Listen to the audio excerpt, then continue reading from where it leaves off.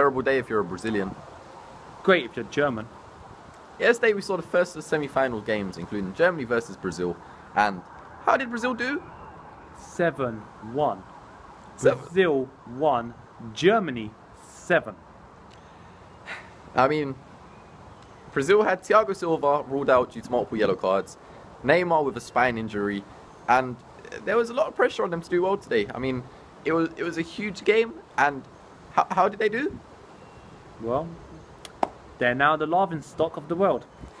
Genuinely, I mean, Brazilian team, first 5 minutes, maybe 10 minutes at the most, very aggressive, very agile, very passionate about what they was doing on the attack.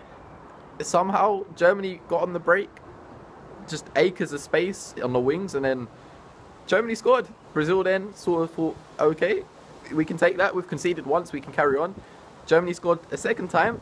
You saw a lot of sad Brazilian faces, but then the third goal, Toni Kroos left foot, and that was when reality set in, I think. And then from there onwards, the Brazilian team just looked so heartbroken and so just disheartened, yeah. Just disheartened. They didn't want to play. Marcelo looked like he wanted to go home, literally. It's Brazil. I mean, a lot of excuses were made about Neymar and Thiago Silva. If that didn't happen, would it have been a different story? There again, a team's more than an extra attacker, an extra defender. It's just, it was a terrible performance. I mean, take nothing away from the Germans. Yeah, Brazil played terrible, but Germans are a great team. With one of the world's best goalkeepers. The world's best goalkeeper, I think. Well, easily. A great defence, a great midfield, and a very strong attack. With Closer up front, now the all-time World Cup goal scorer. I mean, yeah, they proved their point. I mean, Germany towards the second half started bringing on substitutes like Draxler and players like that just for fun. I mean, good experience from Draxler. He's an up-and-coming player. I think he'll be very good when he gets older. And you just got to look at Brazil and then say, what happened? You got Fred. That's fucking Fred. He's an obstacle. He ain't a player. It's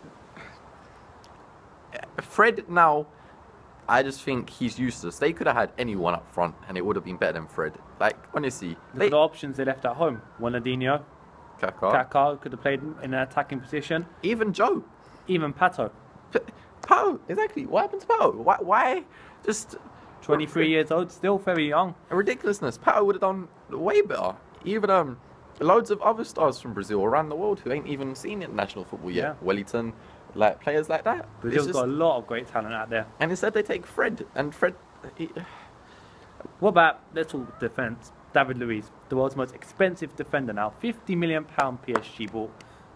And then he goes and performs like that. 50 million for a defender. I mean, £50 million, you give me £50 million, I'll tell you what, I ain't buying David Luiz. I can tell you that much now. I mean, 50 million, and yet, defence, it weren't just him. You had Maicon, Dante, David Luiz, and Marcelo. Between the four of them, I genuinely think that me and my mates could have broke down the defence. These are four great defenders. World class. All played Champions League experience, played for top European clubs. That's true. And then what happens? They get run around by the Germans. Too easy. It was terrible. I mean, Germany, hands down favourites to win the World Cup now. So organised defence. Neuer, I mean, I felt kind of bad for him. He had an incredible game, and then last minutes of the game he conceded, which he deserved the clean sheet really, but terrible from Brazil. They must be absolutely humiliated. It makes you wonder about the Germans. Could it be that we've left this period of Spain's dominance in the world, and we're now into the era of the Germans for the next 6 years? Easy. I mean, Germany, wow. And you look at the team, it's all full of young players. Hummels is like early 20s. He has an amazing career ahead of him. Look at the defence is all fairly young.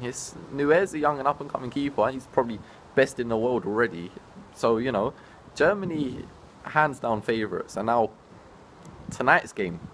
Now, Argentina, Netherlands. I'm going to back Argentina on this game. I personally think... I'm going to have to back my fellow European country, Netherlands. I think Argentina, defence, not that convincing. Yeah, but then you got to look. Netherlands, when they play Costa Rica, 0-0. But Costa Rica, surprise package of the World Cup, great team, knocked out Italy, Uruguay, England in the group stages to get into the knockouts. They weren't going to go down. They were in their sort of home environment. They're always going to be a struggle, but Netherlands destroyed the world champions, Spain. Yeah, that's a good point. But then Spain, you know, Spain. We'll talk about that another day. Spain, goodbye Spain, you know. But I'd say one big minus for Netherlands is Robin van Persie going to play or not? I don't know. It's going to be a tough game. I mean, Di Maria's out for Argentina, so it's going to be Aguero and Messi having to put in a lot of work for that. I mean, the game could go one or two ways, really. It could be a very attacking game where it's Robben, Messi, Aguero, and like Depay, just pure attack.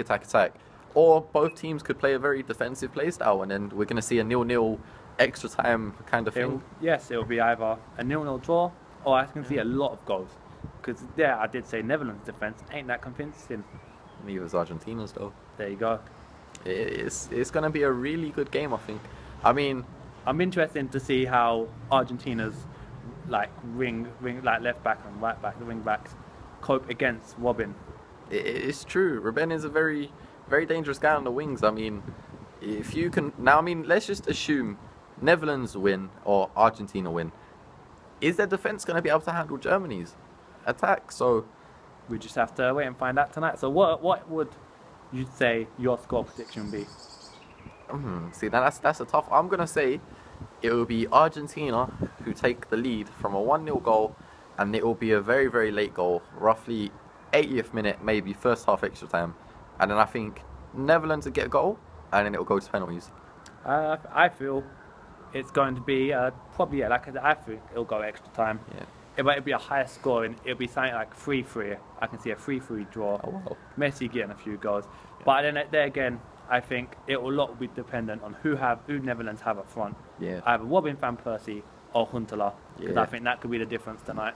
It is true. Even for Argentina, Higuain scored an amazing goal. So, Well, Grant, it's been a fun, pretty exciting World Cup with a lot of surprises so far. definitely. Finals on Sunday. That's our semi-final roundup. So That's it.